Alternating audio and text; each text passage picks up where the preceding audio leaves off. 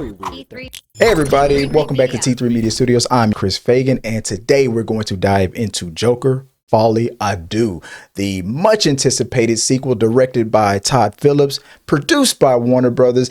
This film promised an expanding on the infamous character of the Joker alongside with Harley Quinn that had fans buzzing, but today we're going to explore the many critics that are calling it not just a disappointing sequel, but also a disastrous musical. So buckle up as we unravel the narrative weaknesses, the musical missteps, and more.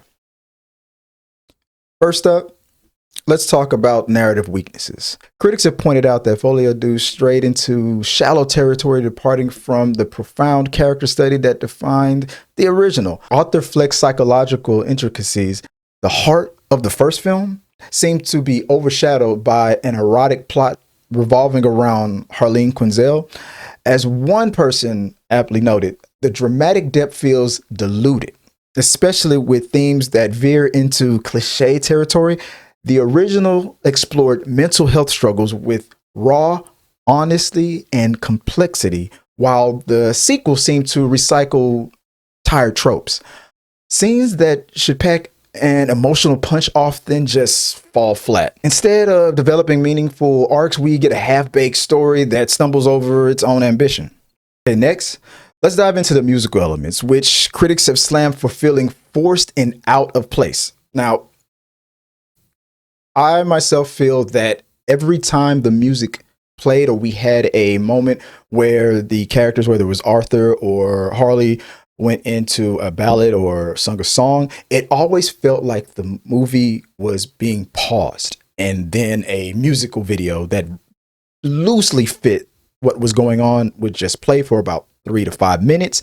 Then person with the magic remote just push play again and it would proceed on. That was my true feelings about it, and I felt a little jarring. One particular eye-catching moment is the dance in the street number. It was designed to grab attention, but it only seemed to distract from the film's grim reality. As reviewers noted, this musical flair contradicts the original's tone. What was once a haunting atmosphere now feels like an awkward attempt at levity. There was one critic that stated that the songs feel more like distractions, which is exactly what I said, than enhancements. That's exactly what my wife Joyce said. Ultimately undermining the narrative flow. Like I said, it felt very jarring. Instead of enriching the story, the musical aspect appeared shoehorned in, diminishing the impact of what could have been a nuanced exploration of these iconic characters' psyches. Now let's evaluate the cast and performances. Now, Joaquin Phoenix returns as the Joker, bringing his compelling range, but I feel that the introduction of these new characters lacked the gravitas needed to support him. Phoenix's portrayal was a masterclass, as always, but the supporting cast often felt one-dimensional, and it was just disjointed as a viewing experience throughout the whole film.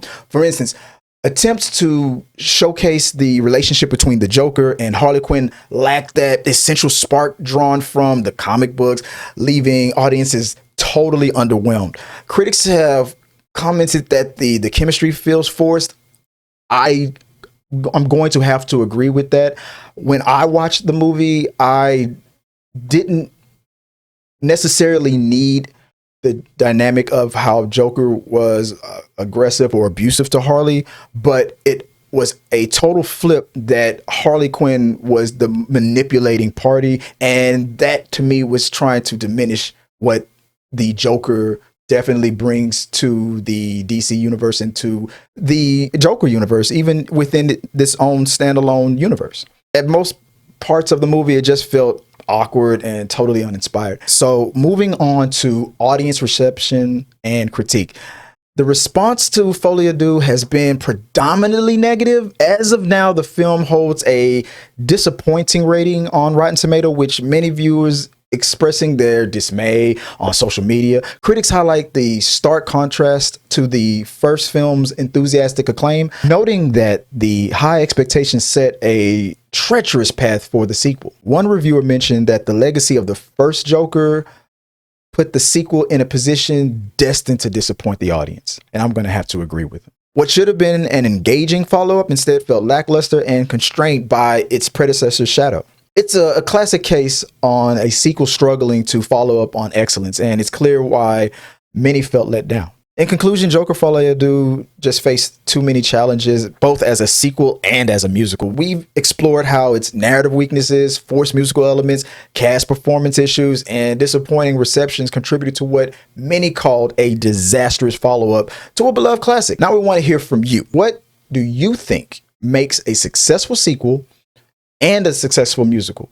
Let me know your thoughts in the comments below. And as always, let's keep talking.